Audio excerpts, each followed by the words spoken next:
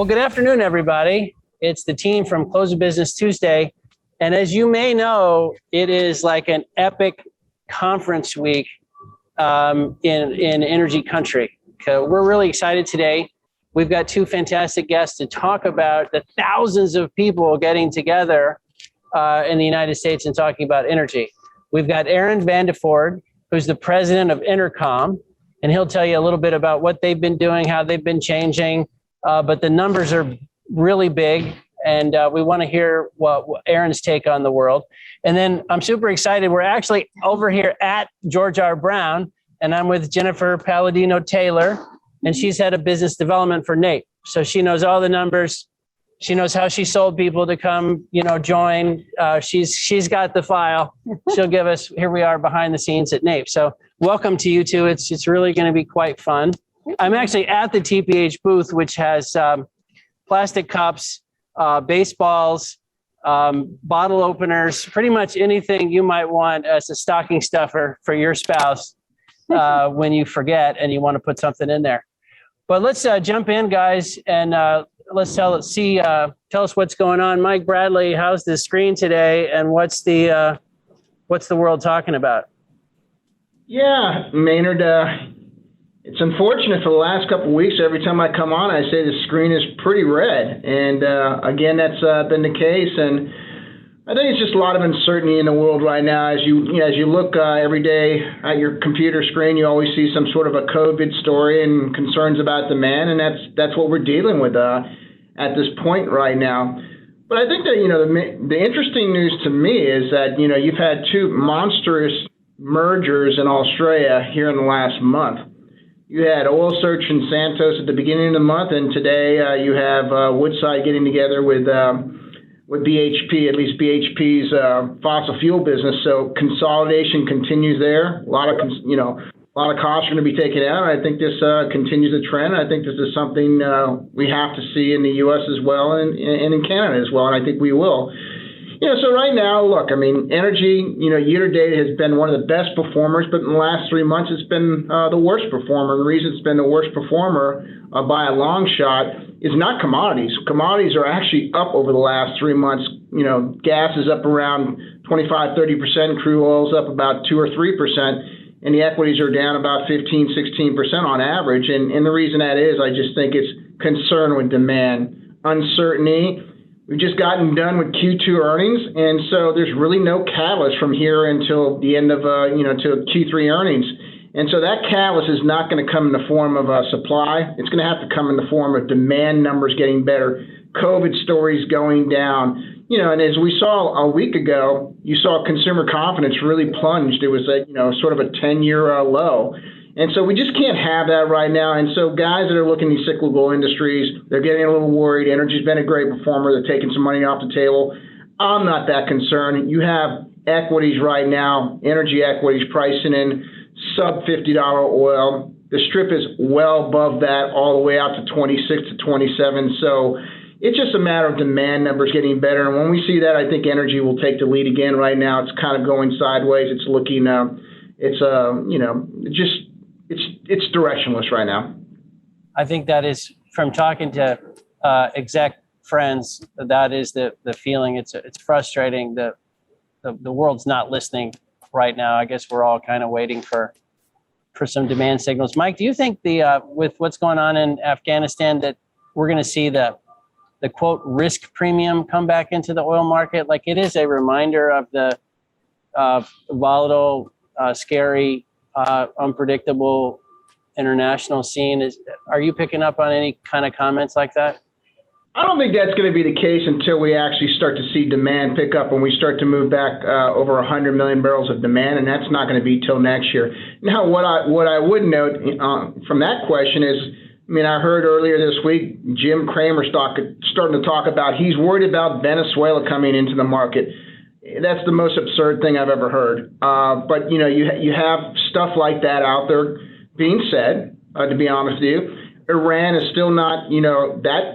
That deal is still kind of hanging out there. So we really do need to have demand start to improve, and these supply issues will go away.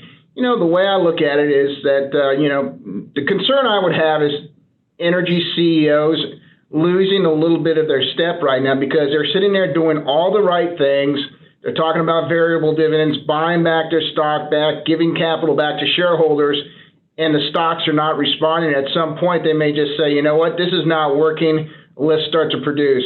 I don't think we're going to see that right now, but I can understand the frustrations with them right now that their stocks are decoupling while the energy, our crude oil is not going down. So all I would say to those CEOs is hang in there. You're going to be rewarded when demand comes back around. We're just not there yet. Once we start to see those things start to tick up again, then I think the return of capital will be very, very rewarded.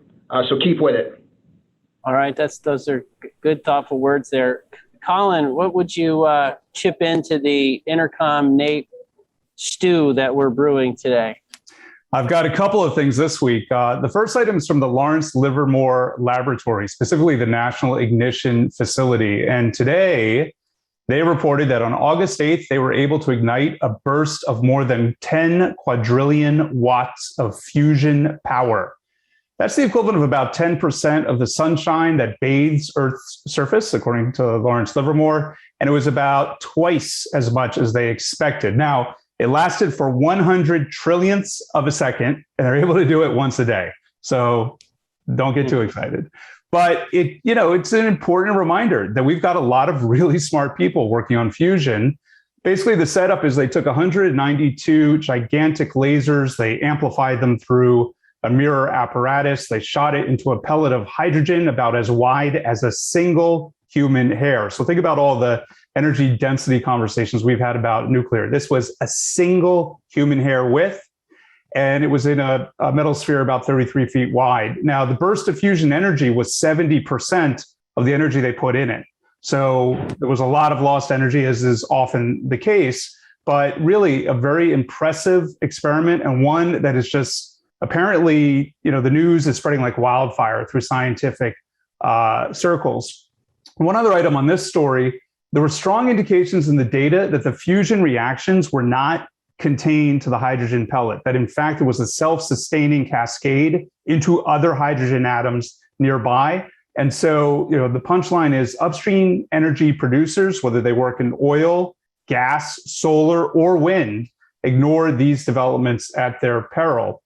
And then, the next item we thought would be useful to look at is last week, as you probably know, was a week of 2 letters. Now, the first letter from Jake Sullivan, the National Security Advisor, to OPEC, plus asking for more supply, was the one that got most of the attention for all the obvious reasons. Obviously, it's inconsistent with a lot of the other objectives of the administration. But look, it's politics, and it's not something we haven't seen before from both sides of the aisle. For me, what was more troubling was this second letter that came from the director of the National Economic Council to the new chair of the Federal Trade Commission. And basically, it alleges that there is price manipulation happening in gasoline markets today in the physical market.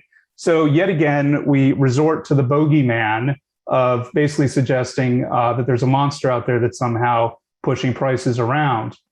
And just to do a quick deconstruction, and of course, you knew I was going to do this. Here you have the director of the National Economic Council invoking the authority of the president, both with the stamp of the White House and explicitly in the text, asking for an investigation for market manipulation and anti-competitive practices, which of course insinuates that illegal conduct exists to be investigated, which of course it does not. There is nothing that we can see in the gasoline market that is being manipulated or is anti-competitive. There is a copying to the Attorney General of the United States and also the president of the National Association of Attorney Generals. So basically an open invitation for the federal government and the 50 state governments to investigate practices that are not happening. And so it really raises the question of whether this is a good use of federal resources, the taxpayers' money, to invoke the Department of Justice, the Federal Energy Regulatory Commission, the Commodity Futures Trading Commission, state attorneys general, and the Federal Trade Commission to chase down a story that's not true. And, if you doubt that, and if you're, thinking that maybe there is some sort of manipulation, the one footnote, the one bit of evidence that's provided is a reference to a Federal Reserve article that was published in October 2014. So here you have a little problem of forward-looking statements. How are we using a 2014 study to demonstrate that there was some sort of anti-competitive behavior in 2021? And of course, that was pre-COVID as well. And even worse than that, the title of that article is Rockets and Feathers. Why don't gasoline prices always move in sync with oil prices? Which of course alleges that for some reason they should. That was actually cribbed from a different paper published in 1990 by the Oxford Institute for Energy Studies. So these guys basically took the title without attribution to a UK study that was from 31 years ago. And if you go back to that original study, it too acknowledges that there had been 3 inquiries of gasoline prices in the retail market in the United Kingdom as of 1990, dating all the way back to 1965. You will not be surprised to hear they found no evidence that there was price manipulation and collusion. Now, they did find that there can be asymmetries in the movement of gasoline and oil prices. And we went back and looked at the Federal Reserve paper from 2014. Couple of points. One, it alleges that the gasoline industry uses the term rockets and feathers. And Mike, you tell me whether you've ever heard a refiner refer to rockets and feathers for the crack spread. So this is your first red flag that this is academics talking to each other and not really ever meeting somebody in industry. Then it goes on to give you all the reasons why you should expect for gasoline prices not to move in sync with oil prices, whether it's increased demand in the summer driving season, change in the cost of production, because winter gasoline and summer gasoline are literally different products, different formulations required by law, environmental law in particular, which varies state by state, Georgia, California, different than Illinois, and so on. And then the study also makes the mistake of assuming in a hard form that the pass-through can only be from oil to gasoline. That gasoline can never pull crude oil, which everybody on this call knows is just demonstrably false as an assumption. And then moreover, we get even more reasons, variations in taxes, the cost of moving gasoline from a refinery to the retail location, because we all don't sit next to Corpus Christi, commuting patterns, population density, quality and use of public transportation, total population, other factors, variations in weather. So it goes on and on and on. So, we appreciate there is a bit of politics in this as well. Almost nobody is paying attention to this letter, but I think at a minimum, we can all agree that there is a uncomfortable level of dishonesty and unethical behavior happening in this letter that deserves to be called out for what it is. And this is the kind of nonsense we've seen over and over again and really needs to stop if we're all going to work together to move forward. From one last point on where statistics, maybe something where you want to pay a little bit more attention. This is the updated data for COVID-19 reported incidents across a number of countries. We have 6 of the G7 countries, plus Russia, Iran, and China. Which one stands out as being perhaps a number that you don't put as much confidence in? The official statistics say China has 7 cases per 100,000 population. That is 99.8% lower than the world ex-China. The reported fatalities, again, this is through August 17th. The rest of the world has triple-digit numbers. More or less, they all look the same. And if we calibrate on median age in each of these countries, clearly age is affecting why one number is 188 versus 109. China says it's 0.3, 99.5% lower than world ex-China. So I'll just pause on that for a second. I'm not telling you what to think. You tell me whether you believe that data for China.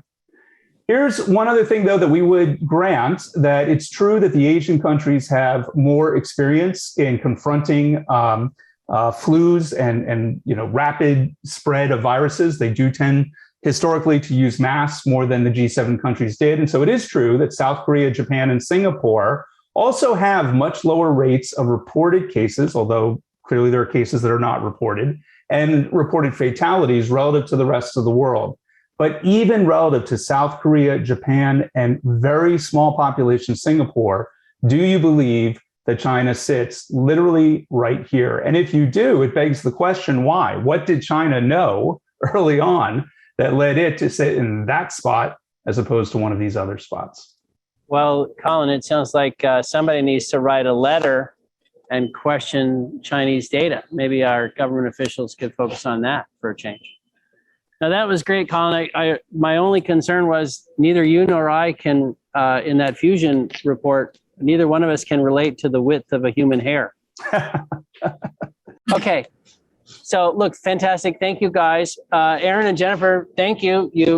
We just pulled you right into our living room there. That's kind of how we roll and how we think. So against the backdrop of all this swirl, here you guys are organizing these fantastic conferences to talk. And I think maybe the first point is, I know from talking to both of you, it's yes, it's oil and gas, but it's really a lot more than that. It's quite a lot going on. Aaron, could I ask you to give folks just a rundown of Intercom and how you guys have changed the conference and what it looks like today? Just give us a feel for what's on the menu this week at Intercom. Yeah, absolutely. And Maynard, thank you for having Intercom and thinking of us on this conversation. We're delighted to be back in person here in Denver.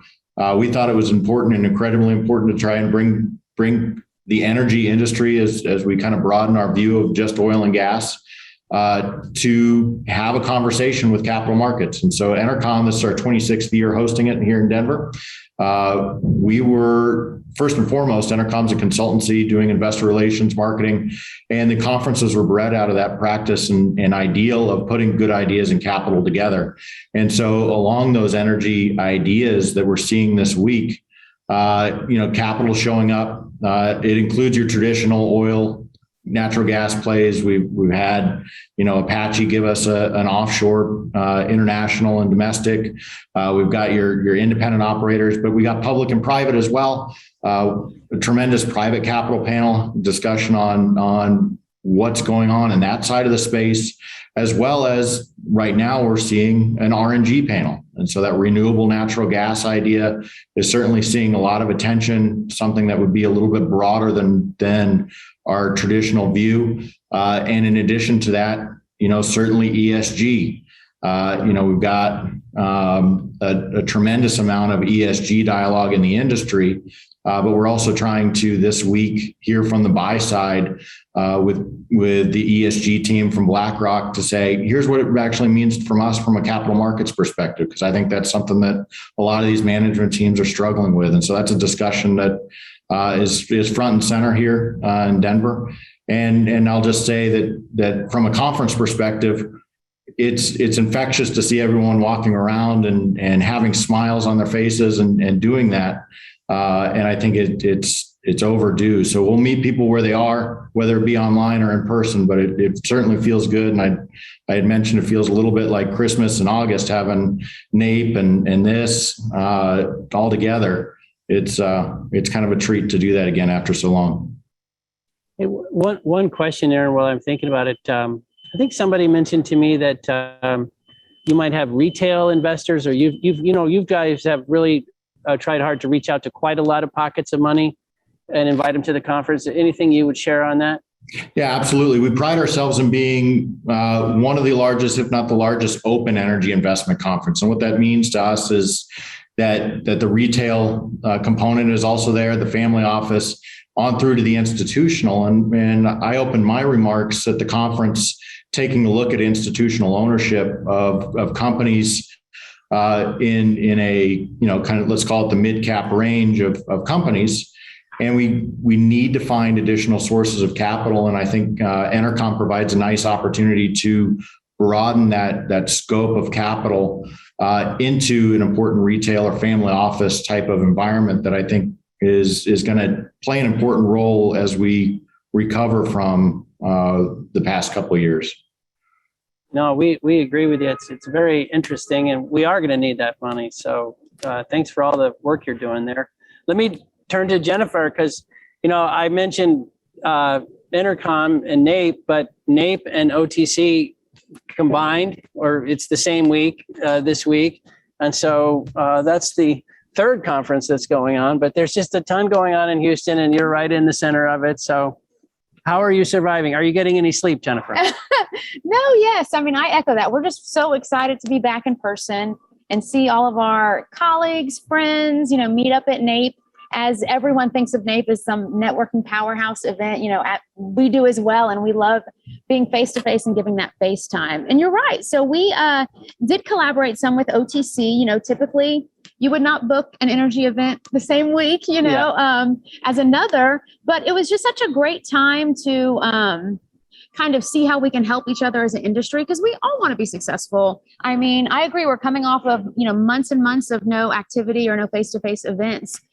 So we just wanted to get everyone together and have everyone be successful. And so now if you come to Houston this week, you could potentially see both conferences. So for those who have been to an OTC and have never made the trip back in February to come to NAPE, they could do both in 1 week. So our slogan was synergy and energy, which we love. So I think it's going to be booming downtown and at NRG for both events. Now, one thing you mentioned to me in the pregame I thought was really, I'll mess up the story, but you were basically saying, the vendors, the hotels, the restaurants, the wait staff, there's just a whole community of people that are just saying, thank you for not canceling. Like, thank you for going, because this is our world, our business, our lives.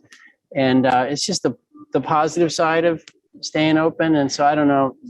Yeah, no, I stole your thunder there, but it was such a nice story. It really was. We get so wrapped up in what we do daily on a daily basis for the events, and just accommodating exhibitors, sponsors, and attendees, all these questions, and just get wrapped up in the chaos of the events.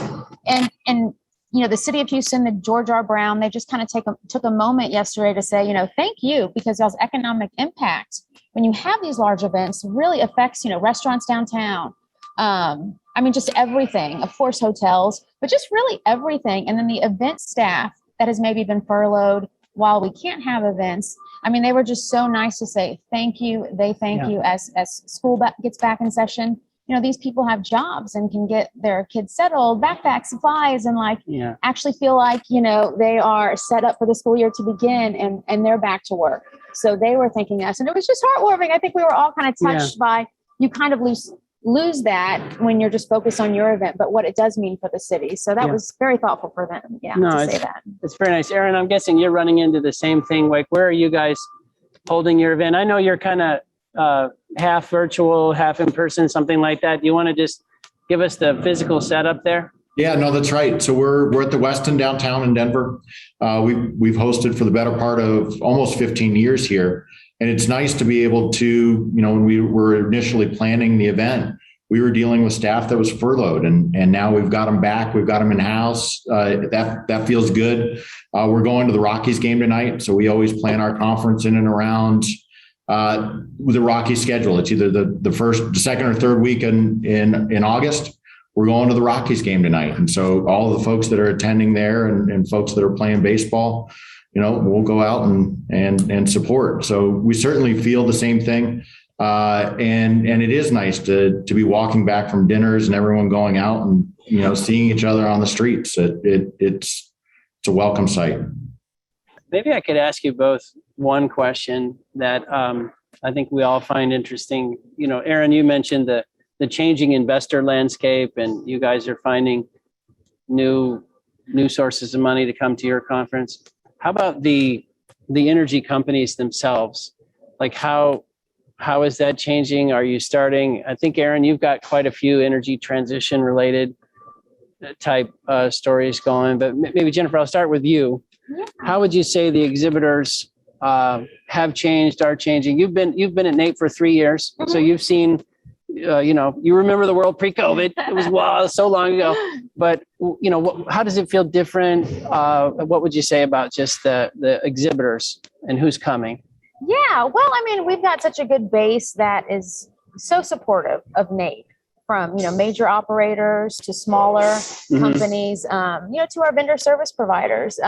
But one thing new that we are doing this year that we're really excited, when you mentioned energy transition, is debuting a renewable energy pavilion, right? Because this is upon us, it's here.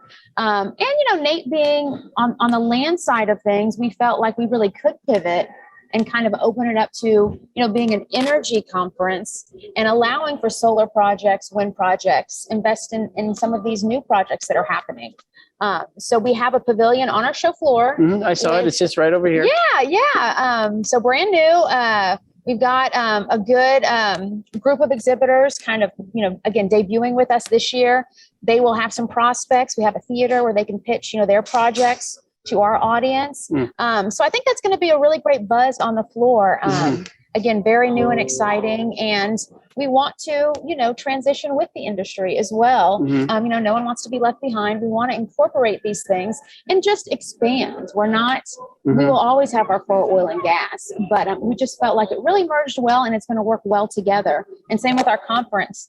As y'all were mentioning, just some of the topics having changed, ESG, all of those topics coming into the scene. And, a lot of our group are from AAPL, which is our landman association. That's one of our partners. And, landmen are already kind of adding these skills to their resume and have already looked into like, okay, how do I manage a solar project or how would I get involved with that? So yeah, we wanted to include everyone. Are the solar and wind companies that are coming here, are they, since they knew about NAPE and wanted to come to NAPE, you almost think, well, were they started by former oil and gas people, or do they have ties to the industry, or are they just, brave solar wind people who want to hang out with 4,000 oil and gas people? No, it's a good question. Yeah. So, we did have a few that have a background in oil and gas and did make the transition. So that was great. And getting to talk with those representative was just really, because it's a learning process for an oil and gas show to kind of expand as well. But also we have just some great committee members that are involved in like the leadership of NAPE that also had made those changes in their career that could really help and help network and spread the word. We reached out to some local companies too, just because travel is kind of restricted right now. So we spread the word for that as well. So we're excited to have some people on site, not just exhibiting, but attending, in that field to kind of, see what our theater, expands on, and to visit with the exhibitors. And actually Mayor Sylvester Turner is giving the welcome remarks for the REP, Renewable Energy Pavilion is what we're calling it, the REP. But so we're really excited about that. So Houston has welcomed us, and we're just, buzzing with excitement to kind of incorporate this. I mean, it's funny when you were talking, all of us, I think in quote, oil and gas are really talking about ourselves as energy companies or conferences, et cetera now. But honestly, oil and gas people are they're energy people and they're entrepreneurial people. So maybe we're just having all these flavors are just mashing into one. We're all going to be the big energy flavor. Aaron, I'm having a feel good moment there, but what would you say about your who's on the agenda and who's drawing the most interest, and what sort of energy transition? If I was walking around Intercom, how would I feel the energy transition, very present? Yeah, it's certainly front and center. And I think you hit on a really important point there, Maynard, is, oil and gas guys are energy guys. And that energy, those folks have learned how to just develop large scale energy projects. And so it's a natural fit. And so we found in a number of our presentations, traditional oil and gas companies, even talking about what one company determined is this isn't necessarily an energy transition, it's an energy evolution. And so we're not going to transition away, but we're going to evolve with times and take that evolution forward. So we've got geothermal companies. We've got a minerals company that's doing lithium battery royalties. And so those types of things are very natural on through to, as I mentioned, the RNG. We've got midstream perspectives, and a lot of the midstream companies are very much involved in that distribution of renewable power. We've had discussions on power gen and all of those types of things as a nice welcome discussion as a part of a oil and gas conference. It is becoming sort of a fascinating energy mosh pit where you've got everybody in there, because everything will bang into the next thing in terms of the implications. Well, I think one of the things we were talking about before, Jennifer, was just you have had to manage around COVID, and you might tell people the protocols and then some of the innovative things. I don't want to steal your thunder again, but you guys have made a couple of interesting calls here to, take care of folks. Yeah, no, of course we want everyone to feel safe. So we have, done kind of the usual social distancing, but we did take it, pretty far, and we've we've really spread out our exhibits to make it, flow nicely and not have folks on top of each other. So we've done that, of course. We have, thousands upon thousands of boxes of masks for anyone who would like to mask up. We have all these protocols with Houston Clean. They're just cleaning everything from even new filtration systems. So they've really gone above and beyond to make it a clean and safe event. But one interesting thing we are incorporating that came together is we are going to have a vaccination booth. So I love Kroger, this. This is so great. I mean, it's really neat how it was able to come together. Kroger will be on site giving you, either Pfizer or Moderna, and you can do your first or your second shot. But we just wanted to be part of a solution as well. Yeah. And just know that we're having this event, but we want it to be as safe as possible. And, hey, we're even going to offer the vaccine if that's what, keeps you safe. So we're excited about it. Yeah, I think it's going to be a neat addition. That is really so fun. Aaron, if I could ask a follow-up question on the dinners that you're having, what have been some of the concerns and content that's come out during those dinners? Is there anything that jumped out at you as front of mind, an issue that people are talking about in Denver? Yeah, no, it's a good question. I think a lot of the focus is on cash flow and retention of cash flow, and certainly that's a front and center theme. I think there's been a healthy discussion of ESG, and look, we consult on ESG, but what does it really mean, and how do we tie that to economics and cost of capital? That's been a fun topic of discussion to have over a beer or two. And so I think that's been certainly one of those discussions. And then certainly you can't have a discussion in and around oil and gas without getting a little bit of politics in there, and where are we headed with an OPEC plus or the Middle East discussion, and what the implications are going to go through into specific equities. So all of those things front and center. You mentioned, Aaron, politics, and thank goodness we talked about ESG, because you can't have any energy conference discussion without ESG. But I was noticing, Jennifer, people forget that NAPE is a day and a half of exhibits, but it's also a conference. And you've got quite a few interesting things going on, a private equity speaker, an ESG speaker. Our friend Tom Jordan is the keynote, talking about the new normal in the oil patch. But then this one struck me as brave. Red, blue, and green, the spectrum of political influence on the energy industry. So that's going to be a good one. But you guys, it's a lot of good content to go with all the, I guess you'd say, the wheeling and dealing happening in the booths. Yeah, well, we like to, call it NAPE Week. We kind of start the week out with some seminars from our partners. Wednesday is the Global Business Conference, and as you mentioned, some great topics. And also, at the end of the afternoon, we're really excited. When you mention our collab with OTC, we have this fireside chat where we have BPX and Equinor, one on site with us, one on site with OTC, kind of piping in and having a conversation together, just so both groups can kind of interact. And when we felt there was such an opportunity here, and we'll likely never align again on the same week. I mean, it was just all the factors came together. So we wanted to do something kind of fun. So that's going to be a neat topic. That is fun. Yeah. So I guess people maybe don't appreciate this. This is a week where you guys collaborated. It's not like going forward, it's always going to be the same week. I would say never again. Yeah. Okay, never again. Never again. There you go. A very crisp answer. Not. Very definitive. Yeah. Yes. Never and again. We have, just a tiny bit of overlap. Yeah. We saw the opportunity that we could kind of merge the two. So it's been really cool. Well, when you think about it, NAPE at its full capacity, OTC at its full capacity, you can't possibly do that in the same town in the same week. It would be crazy. Yeah, it would be crazy. Two of the larger shows together. So it's a unique opportunity. So maybe, do you mind the numbers? I think you've got quite a few people coming.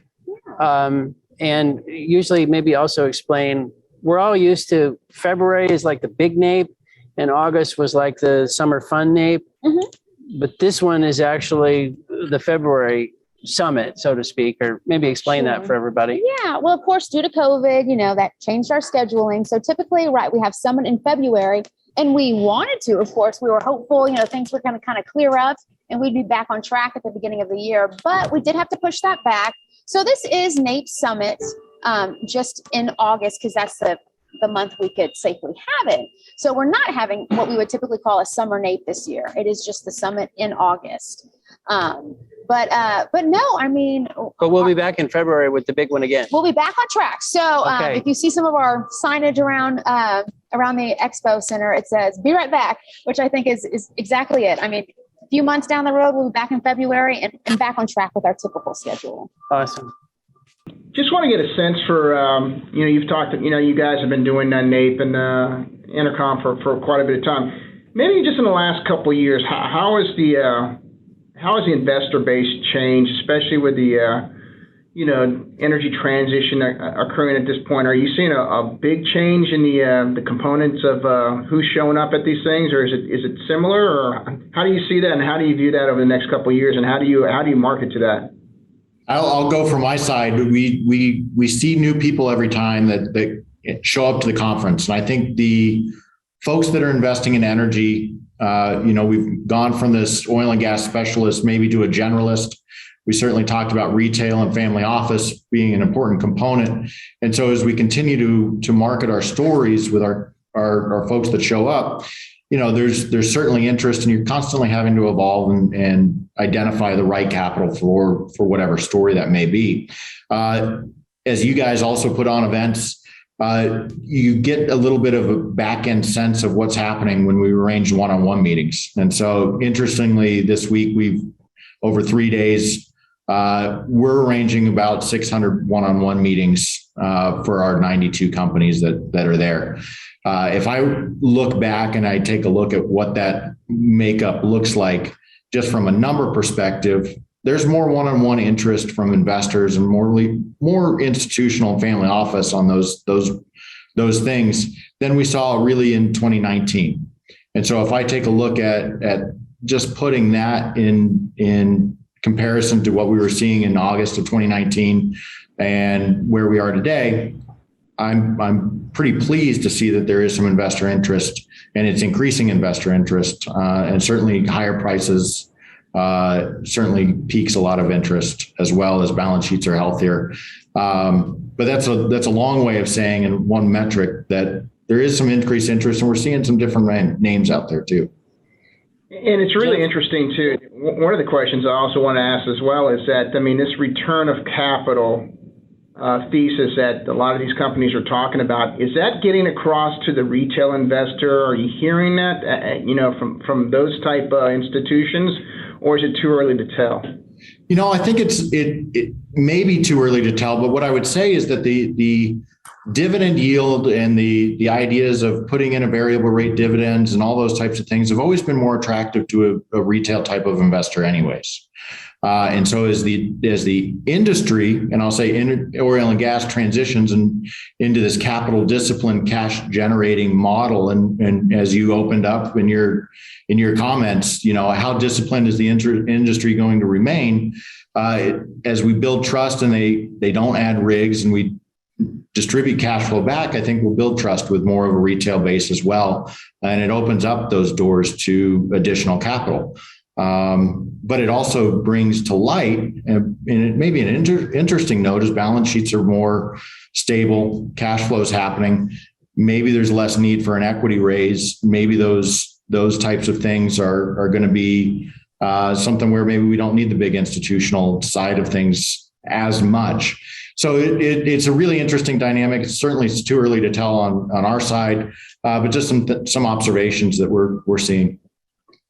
Okay, well, if you're a retail investor out there and you're interested in classic oil and gas, please hit reply when we send this out.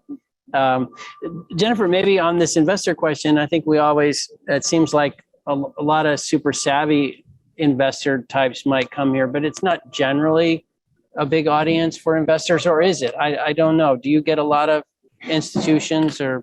We do have a good presence. It might vary more on the attendee side, but from an exhibitor base, which I work, pretty hand in hand with exhibitors or sponsors, we do get capital providers. I mean, if you notice, we've got the Wells Fargo Lounge right behind us. So we do. Okay, that's good. We need money. We do. And I'm sure a lot of it is, also people coming through our prospects. And we've got over 250 prospects. So, I mean, just based on our subject matter, who might come out that year and what deals they're looking for, Maybe one thing I could ask you both, you've been very generous with your time, and this is a very big week. I mean, poor you guys are like, hey, you got to get back to 2,000 people and 4,000 people. Conferences. I know this comes up with us and we talk about it. The world has a lot of conferences and everybody's always trying to be, differentiated, add value, compete with other conferences. It's really, you could argue the world has too many conferences in total, but honestly, not enough good ones. And Jennifer, I'll start with you because you mentioned before NAPE, you worked at OTC, and then before that, you worked at what was the? This is so great. So not related. Well, I worked for a big outdoor hunting expo. Outdoor hunting expo. So, but you have a feel for like what makes a good conference, why people come, why they enjoy themselves. Aaron mentioned one-on-ones, but what are the things you think are the really key ingredients to a great conference? Well, I think NAPE is unique in that there doesn't seem to really be a competing show. You say OTC and that's oilfield services. Yeah, it is very unique. So that's not really us, So I do think we stand alone as far as that's concerned. So that's great. And then we really accommodate, our prospects.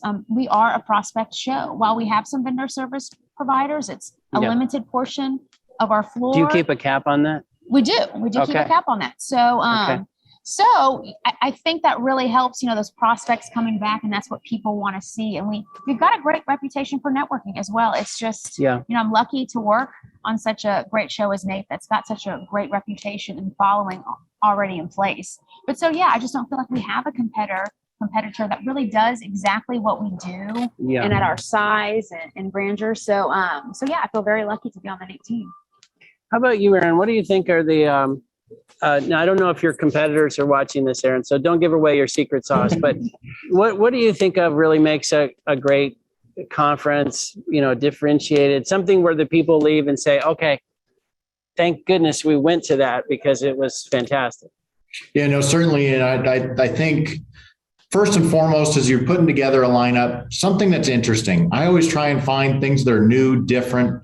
And I constantly get told, hey, I went to Entercom, I found something that I hadn't seen before. And so trying to identify those good ideas, something that may not be out in the mainstream, that may be a little bit new or different, certainly there. And then one of the things that certainly we've missed over the past 2 years, and I am really excited that NAPE's going on, we're going on, is that networking component.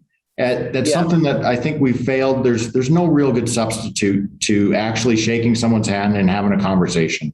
And so, those networking opportunities and comfortable conversations to have something are invaluable. Well, we always look for a tagline on these episodes, and I might have to go with "There's no substitute for shaking someone's hand." Could be 100%. It was either that or rocket and feathers, which was pretty good too. No, I agree. I mean, the networking, and I think our industry just really values that as well and enjoys it. I mean, I have had overwhelming feedback that people want to be back to in-person events. They don't really want to do a virtual conference or maybe, NAPE being deal making and, that kind of side of things. They really appreciate that face-to-face stuff. Yeah. No, I echo those comments. I was just going to say I echo those comments, and certainly, as we figure out this COVID world that will be before us, not just this month, it'll be here for a while. I think meeting people where they feel comfortable, whether it be in person, and giving people the option to continue to show up online is going to be imperative for us as conference hosters. I mean, maybe we'll all realize being closer than 6 feet was overrated anyway. We should let's just all be 7-foot people. I'll give one public service announcement while I'm thinking about it. So we usually host an annual TPH happy hour at NAPE. I was talking to a good friend at lunch today, and we've been debating what to do with it. And his observation was, well, it's one of the biggest. When you think about how many people you jam in the room, it looks like a super spreader. So a lot of people will be disappointed, but it's probably doesn't make sense to have it in quite that same format. But what we are going to do for all our friends, everybody's going to get a coupon, and you can go to the Four Seasons and have 2 drinks on us. So we're going to individualized parties, and then they can go network and do their thing. We just won't do name tags and the formal reception and all that stuff. But we all got to stay nimble. We wish we could do it in the same format, but by February 2022, we will be back. Well, Aaron and Jennifer, thank you so much. Really fascinating for all of us. We appreciate everything you're doing, not just for the industry, but for the community, because it helps real people, and they all appreciate it. Thank you. Thank you for having me. It was fun. Yeah, Maynard, Thanks, thank Aaron. you very much. I appreciate it. And Jennifer, best of luck this rest of this week. You as well. You as well. Thank Aaron, you. keep developing that retail investor base. We'll be back to you. All right. I look forward to it. Bye, everybody.